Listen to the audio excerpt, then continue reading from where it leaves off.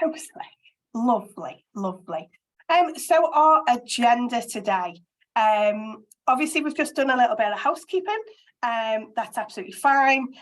Welcome to everybody for the 4th masterclass in our series for the Employers Network. This one today is really being advertised around diversity and inclusion. Now, diversity and inclusion is such a massive topic that we really couldn't cover everything. And if you've got any suggestions as well for future masterclasses of what you'd like to hear us or get an expert in about, please, again, let us know.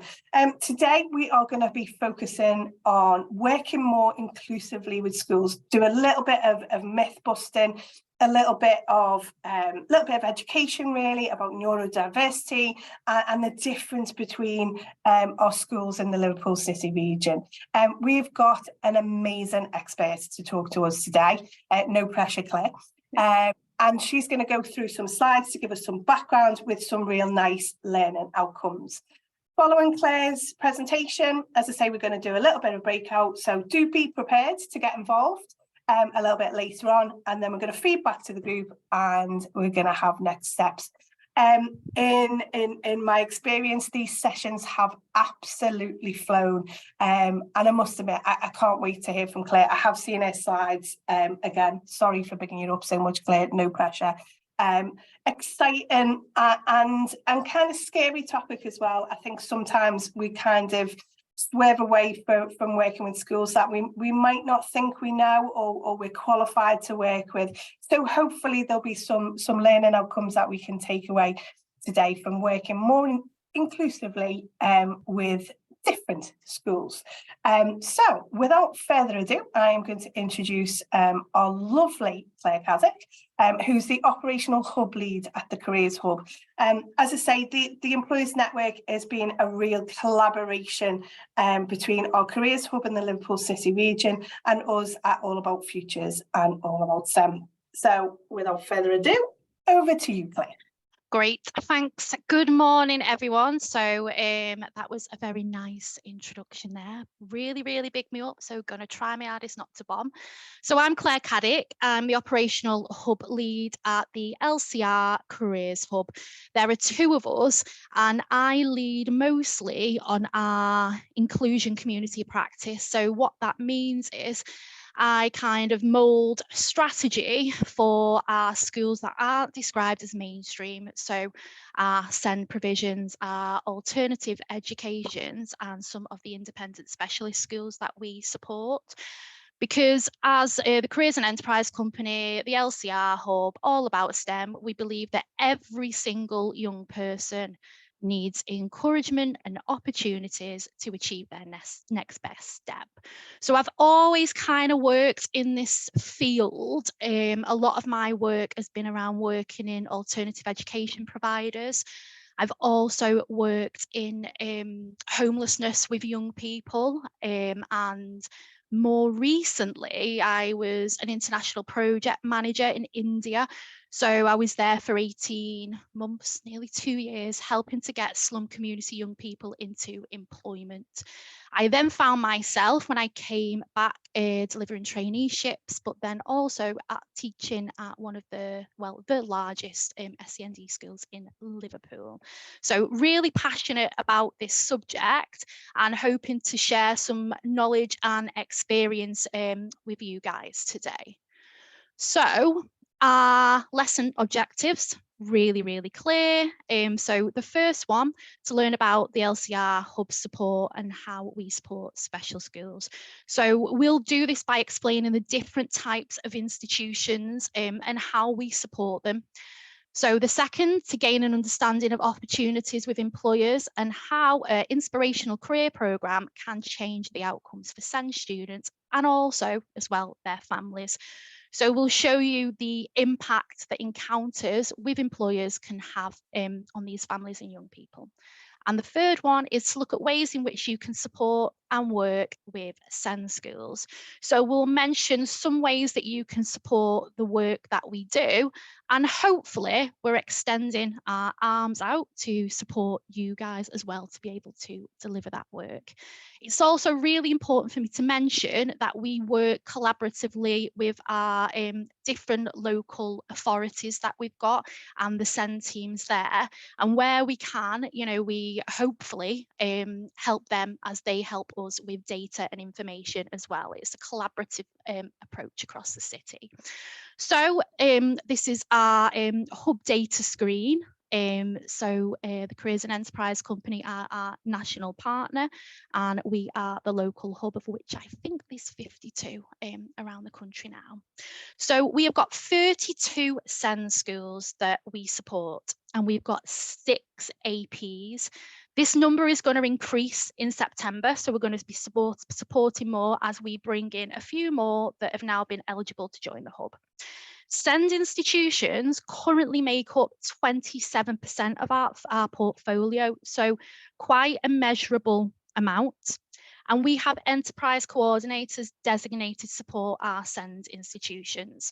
So we have the wonderful and marvelous Julie Jones, and she does deserve to be bigged up. She supports 23 SEND schools in her portfolio and goes in and works with the career leader and all of the staff there. And then we have other ECs that I manage that will support a slightly smaller number, and we come together and we collaborate and share best practice. As a whole, the SEND schools are performing against the Gatsby benchmarks on par with our mainstream schools. They are, I would say, far more engaged. They are really, really good when they go to network meetings. So we had a network meeting yesterday, and just over 50% of our SEND schools came, and they had loads and loads of questions. They were really, really passionate and encouraging, and we're just sharing best practice with each other. And they've got a real desire to improve and to support their amazing students. So that's why I love working with SEND schools so much. We've been supporting as well and guiding a couple of mainstream career leaders who've been struggling with resources for their SEND students. So mainstream schools do have quite a high proportion of SEND students in them. And we have supported some with some of the specialist projects that we've got going on in the hub, but we aim to expand this work in September far more. We feel that those SEND students in mainstream provisions are possibly have and experience the same disadvantage as the SEND students in SEND institutions, if not more, because the level of support is probably a little bit different.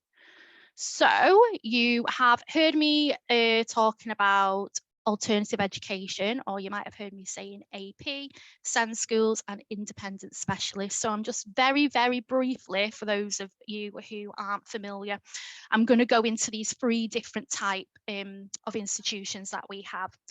So AP, or alternative education, that's a setting that provides education for children who can't go to maybe a traditional setting. The AP place could have been organised by a local authority. It could have been organised by the school. The student is likely, but not always, I must point that out, to be there for a fixed period of time, and it could have been due to exclusion, risk of exclusion, risk of becoming a school refuser. And what we mean by that is over time, a student who refuses or doesn't want to go to school. Or it could be because of medical or an illness reason. APs are usually much smaller. They adopt a therapeutic or a nurture-based setting. This can include free schools, if you've ever heard of free schools, hospital schools, or pupil referral units. The AP settings also have quite a big SEMH cohort. What we mean by SEMH is social, emotional, mental health students. So a lot of the profiles, not all of the students, might be around that. Some might have an EHCP, some might not. So what I mean by an EHCP is an EHCP, is a education healthcare plan. That plan, that piece of paper, is a legal binding document, and you get that once you have a diagnosis of a disability. Everything in that plan needs to be fulfilled. So it might mean that more funding needs to be supplied to that young person to help the schools to fulfill it. So our SEND schools, the majority of the students there will have an EHCP, so will have a formal diagnosis. Again, SEND schools, much smaller, specialist provision. Some SEND schools go from age 3 to 19, and some can be 4 to 16. It ranged, they're so diverse. SEND schools are different. Some have an autism speciality. Some have students with more profound and multiple learning difficulties. Some have students with physical difficulties, all very, very different. The majority of SEND schools adopt a primary model.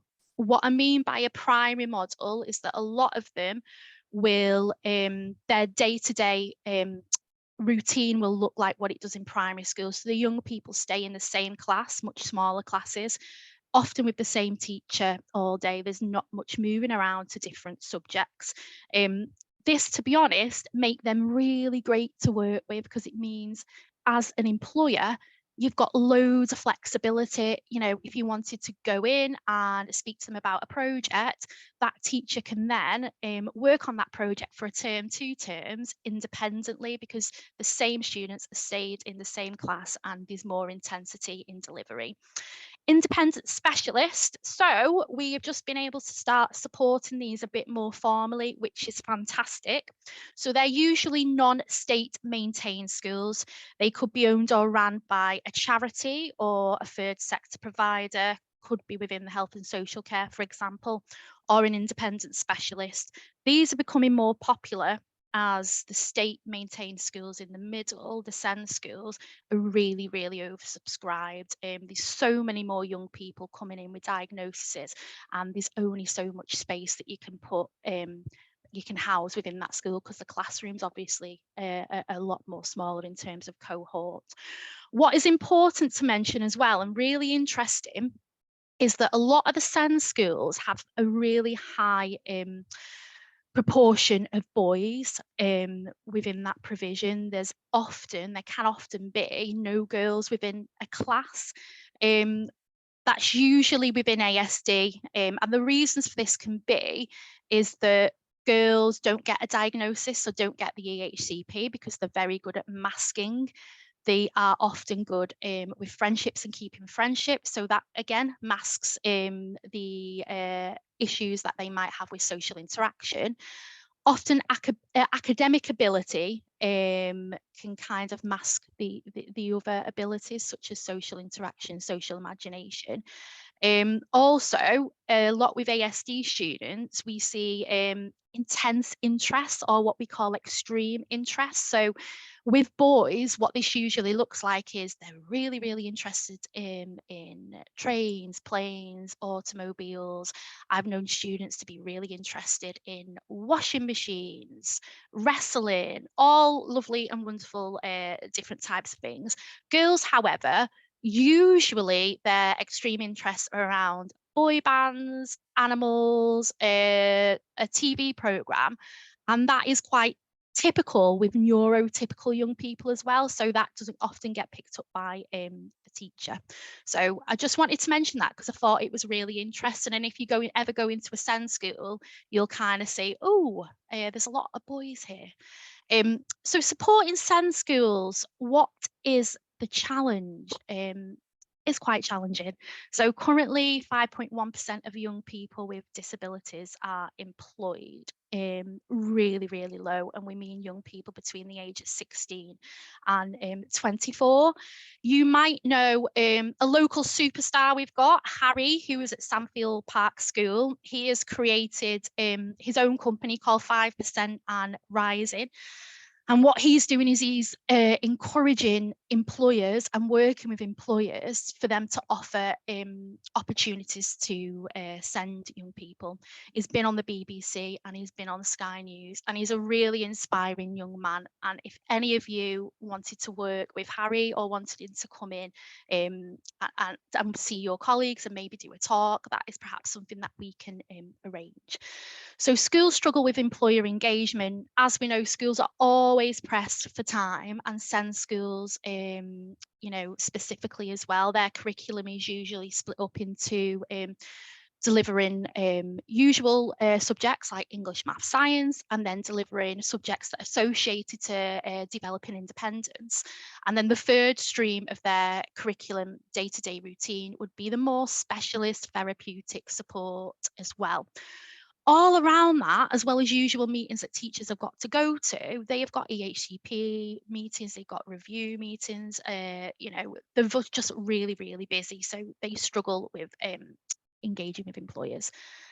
The third one is employers don't feel confident or equipped to support SEND schools.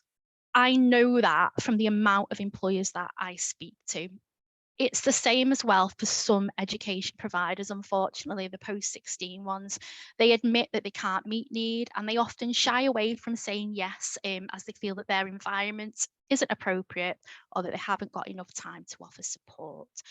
All the stats that I'm sharing today are either from the National Statistics Office or from the Autism Office as well.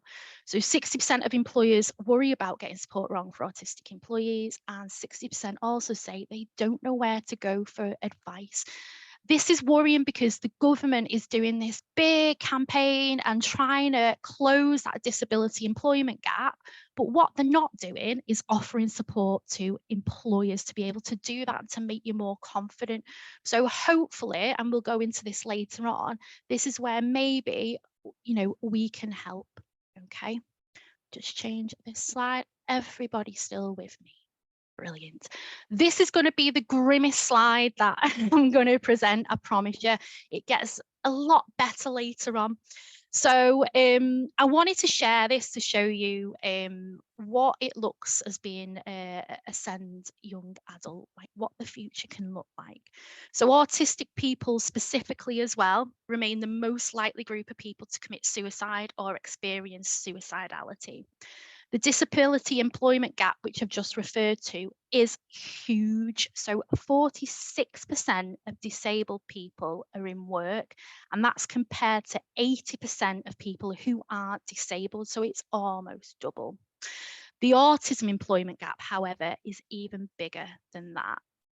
It's quite worrying. So 22% of autistic adults are in paid work. That 22% as well, we know isn't likely to be full time. And we also know from a previous slide that only 5% of young adults 16 to 24 are in employment. So put them together and it's really, really low. What we do know though is that 4 out of 10 autistic people who are employed want more hours, they're urging for more hours. The reason I got so passionate about SEND students and employment was because when I started at a local school that's near here, close to me, Abbottsley in Woolton, amazing school, the biggest school I think in the Liverpool City region for ASD. The first job I did was I tracked the students between 16 and 19 who had left, and I tracked them for 8 years. I picked up the phone, I went to people's houses, and I wanted to get a picture of what life was looking for them once they finished school and once they left our provision. What I found out was out of the 222 students that I spoke to and the families that I spoke to, only 2 of them were in paid part-time work and 3 were volunteering. And this just really hit me to the core because day to day, I was surrounded by these wonderful young people, so skilled and talented, so polite and well behaved, who had amazing and weird and wacky interests. And I couldn't believe what the life looks like for them once they left our provision. It was really quite shocking. So this is my favourite slide. This is the wonderful Jamie, and this is Jamie's teddy bear called Lion. What I'm using Jamie to explain is what we call the spiky profile. Okay, so the spiky profile is quite common with people who are ASD, so on the autism spectrum. So the spiky profile is people have things that they are really, really good at, so extremely excel at. Mine is eating pizza. Also collecting gin. If that's a skill, that's what mine is. So people have really, really good things that they excel at and amazing at, 10 out of 10. Everybody has things that they are really, really not that great at and need improving. With autistic people, if this was on a graph, I hope you can see my hands, it would be really extreme. So very, very steep high peaks, like the big one in Blackpool going up and a steep peak coming down, so quite severe. Neurotypical people obviously have things that they're really, really good at, but they're also not great at. But if they were on a graph, it'd be a bit more hilly, so nice round curves, okay? What this tells us and what it suggests to me is let's concentrate on the things that people are really, really good at, and let's forget the things and let's not put as much kind of concentration on the things that they're not good at. And as I said, you know, I spoke about extreme interests. If you've got someone, a young person, so for example, I had a young man that I supported whose extreme interest was washing machines, to the point that I took him for a workplace visit, and we were in the basement of a hotel going on a tour, and there was a laundry room and the door was shut and all the washing machines were spinning and whirling, and he told me the make and the model of those washing machines just by hearing the sound through the door. Fantastic, amazing, really interested in engineering, was really interested in dismantling his mum's washing machine on a weekly basis and putting it back together. What he wasn't good at was communicating, verbal communicating, written communicating. So we chose to concentrate on his engineering skills, and we ended up getting him an engineering placement, and he is still there on an apprenticeship starting on £25,000, and that's just amazing. So going into Jamie and Lion, this wonderful photograph that we have here. Jamie was a student who was in supported housing for 10 years. Jamie was non-verbal.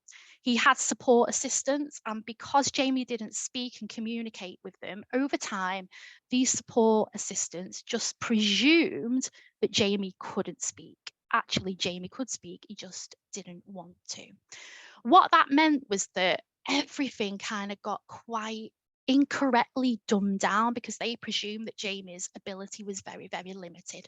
So they would do things like go to Jamie's bedside with pieces of paper with drawn out pictures of his morning routine to encourage him to get up. They would point at a picture of somebody brushing his teeth and then hope that Jamie would get up and go and brush his teeth. Little did they know that when Jamie went to bed at night, he took his laptop under his bed and he had an online business where he was helping small companies build security systems. Jamie was also getting thousands and thousands of pounds for this, and his work was getting really, really renowned in these forums online.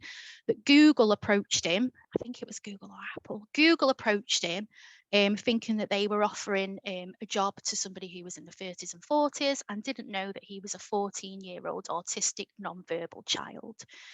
Nowadays, Jamie, I think he still works for the BBC. And he's still got his own business, and he has got clients like Apple, Jaguar, Nike, HSBC, and Sky. Jamie still has Lion, his teddy bear, and he uses him in social situations because he struggles, and uses him to kind of, you know, shake somebody's hand or introduce somebody. The really interesting thing about Jamie is that he uses an analogy to describe how difficult it can be for him in the workplace.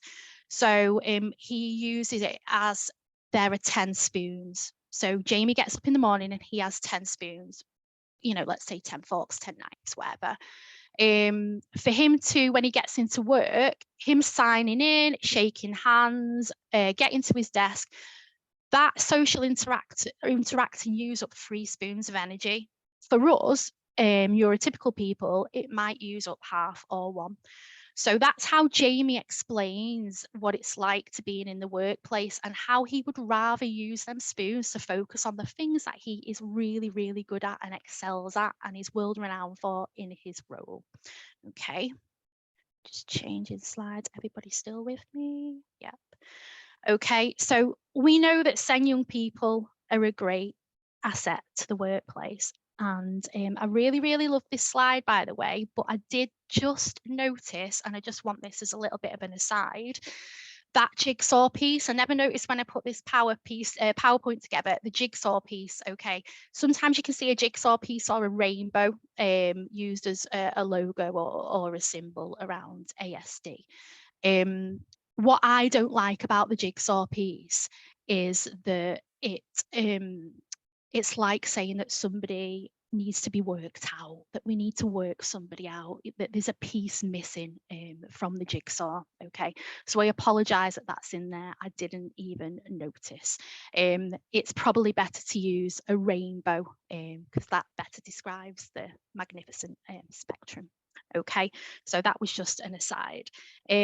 So we know that there are employers who recruit neurodiverse people because typically, not always, they excel in certain job types: dependable, routine-based, focused, detail-orientated, and passionate about their work.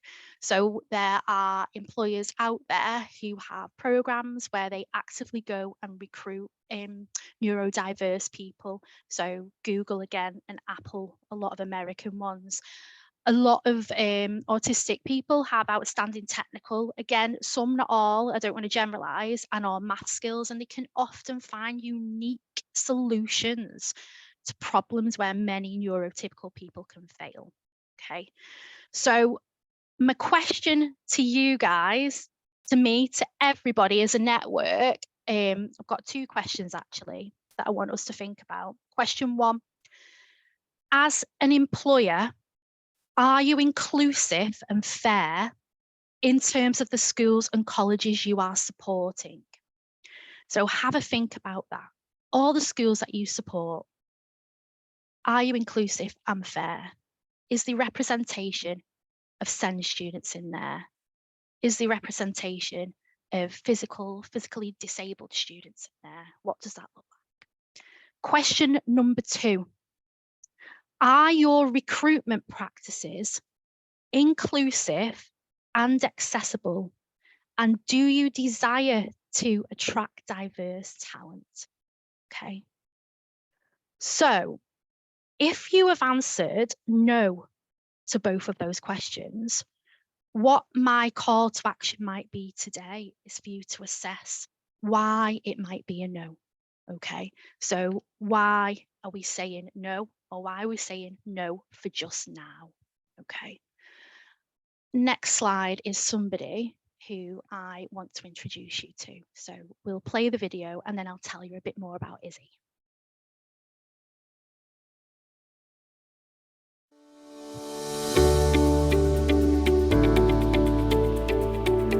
Hi, I'm Isabel. I go to Sandfield Park School. I'm in second year, sixth form. I'm 18 years old. I'm a helpful, cheery and kind person, and I'm here to get the job done. Projects I have been involved in are Now Festival, Dada Fest, Child Friendly City, Local Art Fair, and Sandfield Park School Council. And I was Young Lord Mayor. And what did that involve? I opened Walton Hall Gardens, and I went to the Boys Brigade parade in their town, I think, yeah. The hobbies and interests I am interested in are performing arts and playing Princess Jasmine in Aladdin at the moment. I am really looking forward to performing it. And I also like going to concerts such as JLS, Little Mix and Strictly Come Dancing Live. And I like doing hair and beauty. I've been working with Sandy Park Creations, doing things like working in a team, taking orders on the phone and delivering good customer service. Isabel is kind and caring, and she's always interested in everything that's going on. She's really keen to get involved with activities and always likes to take part in lots of new opportunities. Isabel always wants to learn, she's good at communication, and she's always friendly and helpful. With support, Isabel can use a cash till and she can complete simple cash calculations. Isabel is a fantastic young person and she would be a credit to any workplace. I am the super sports cashier and I serve customers and I try and upsell the lovely things on the counter and make them want more. The job I would like is customer service because I like meeting new people. I have good manners, I'm very polite, and I am here to get the job done. Great. So that's our wonderful Isabel. Isabel's a student at Sandfield Park School, and currently Isabel is on a supported internship at Liverpool Women's Hospital. So we're working with Liverpool Women's Hospital to support them to deliver supported internships. Currently there are 8 students placed there in different departments, and they go there for 3 to 4 days a week. Isabel is on main reception. The staff love working with Isabel because she takes no prisoners on that reception, I tell you that. She's lovely, she's bright, she's very, very good at directing visitors in where they need to go. And in September, Isabel is being offered a full-time job at Liverpool Women's. What's fantastic about Isabel, and is really, really poignant, is that Isabel was born at Liverpool Women's Hospital. And when she started that placement, she needed what we call a changing room, a changing facility with hoists and things like that. Liverpool Women's didn't have one for staff. And Isabel kind of went round and did an accessibility charter, and she assessed the workplace in terms of her, you know, physically being able to access it. She was sat in front of the head of the trusts, and she quite poignantly said, "I was born at this hospital. When I was a baby, you could meet every single one of my needs and look after me. As an adult and an employee here, you now can't." So Liverpool Women's are now making the changes to be able to accommodate more people like Isabel. So I've got loads of these CVs, and we call them accessible CVs. And this is a project that we've also kind of commissioned and worked on, because a lot of our students really, really struggle in face-to-face interviews and normal recruitment practices. So what we wanted to have CVs that show them doing those skills in the workplace. So we've got ones where young people are working in restaurants and hotels, and hopefully, you know, the kind of main goal is for this to become something that is common practice and more accessible for everybody. Okay, next slide. Okay, so how can I support a local SEND school? We've got some offers that you can do, and we will help you. So become an enterprise advisor. So we've got an enterprise advisor network, and you can support a specific SEND school and be partnered with those, and we will help you every step of the way. So what that support might look like is you might go in and work with a career leader, and you might input into what the careers program looks like, or you might do something a bit more operational. We've also got creating careers in the curriculum that we're currently doing, which we call our Benchmark 4 project. So that is where we're getting industry specialists working with subject leaders, and they are putting together lesson plans that will help explain core themes in some of the subjects that are delivered in the school. Our other hours are our given hour programme. So our given hour programme is something a little bit more light touch. So if you've only got the odd hour here and there to kind of volunteer, then we have schools that have already got existing activities going on or events, and then you can come into that and opt in which ones you can do. They're all over the Liverpool City region because we support all of the boroughs. We've also then got a really, really great, I'm going to say that because it's my project, a project called Let's Explore. It's our VR headsets, and it's work experience filmed in 360 degrees and delivered via headsets. This was invented to not replace traditional work experience, but for those students who needed smaller steps and to explore working environments in a safe place in the classroom. So we worked with Nosy Safari, the Regenda Group and Shorten's Engineering, and we went in and we filmed what it was like to work there, and we did it in the premises of it was somebody's first day of work experience. And we as a team go in and we deliver this in schools. So what young people get to experience is what it looks like to work in engineering or hospitality, for example, and the visitors economy. Okay, so that was my final slide.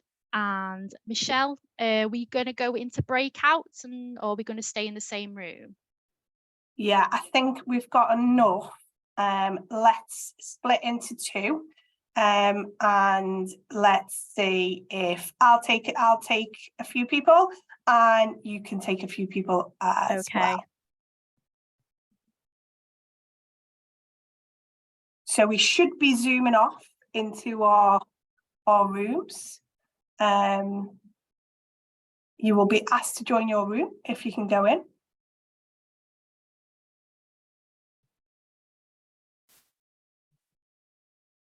Gemma, am I in room 1 or room 2? If you could go into room 1, please. Okay.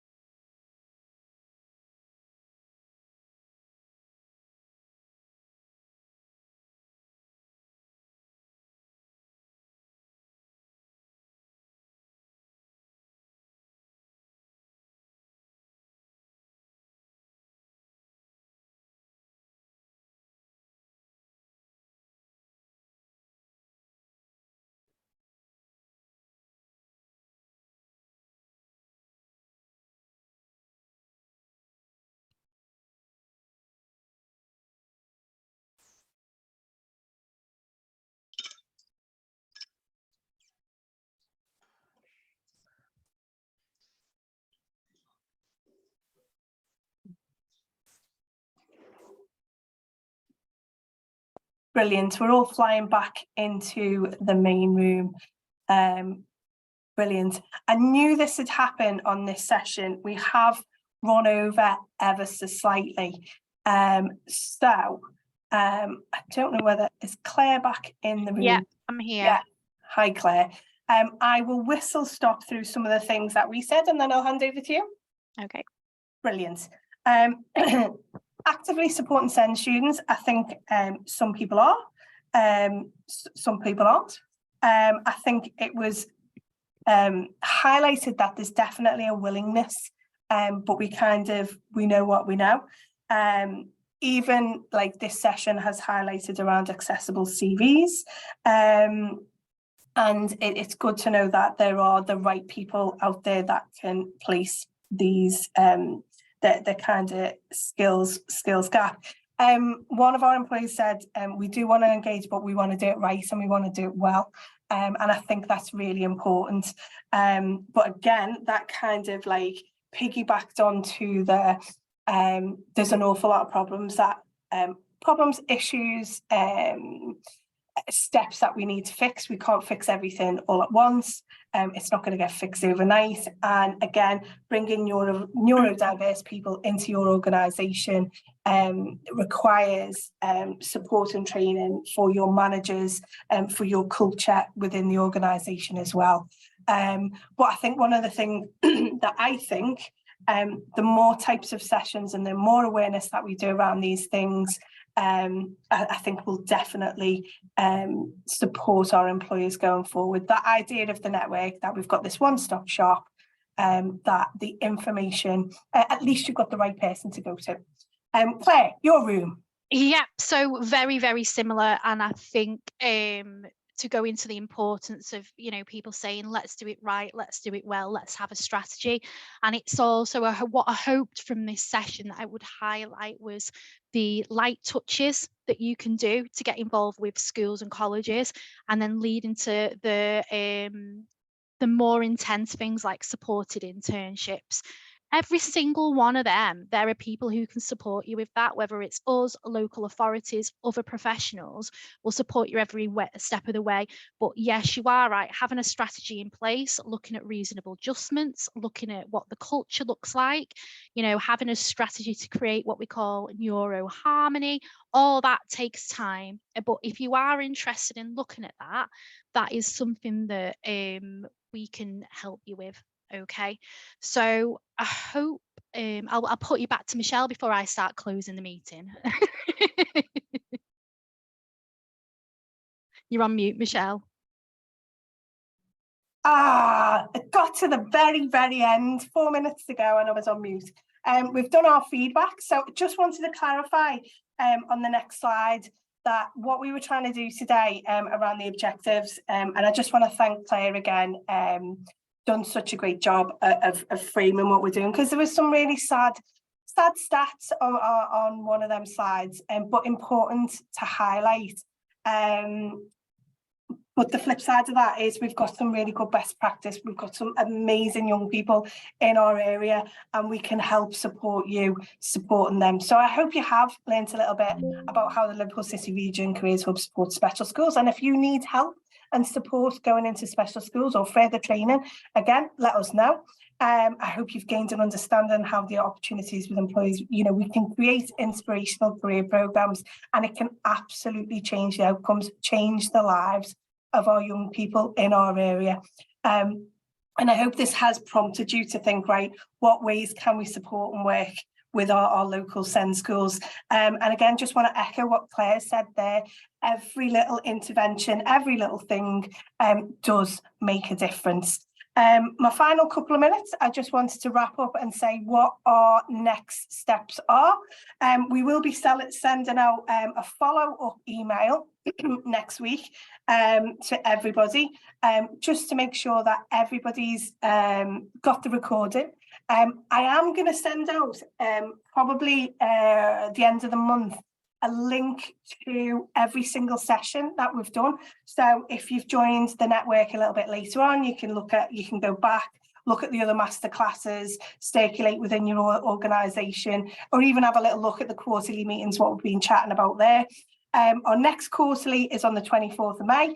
I'm going to send them invites out shortly. The other thing, as I said, this is a network. So if you've got anything you want us to send out, within reason, if you've got anything that you want to send out regarding working with schools or colleges or collaborative working around the 260 people that have signed up to the network, please let me know. Just on my email, michelle@allaboutstem.co.uk. Okay, and that's us. Thanks so much for joining the session. Really, really interesting. As always, you can continue the conversation with any of us at All About Futures and the Careers Hub. You have got a wealth of support available for you. Please do get in touch if we can be of further assistance, working with schools and colleges in the Liverpool City region to help our young people get their best next step. Thanks everyone, thanks for your attendance. Enjoy the sunshine today. And we'll see if the quarterly meeting we can decide on a theme tune for as people are coming in. Eye of the Tiger has definitely had a few votes. So yeah, thanks everyone. Good to see you all. Look out in your emails for the follow-up stuff.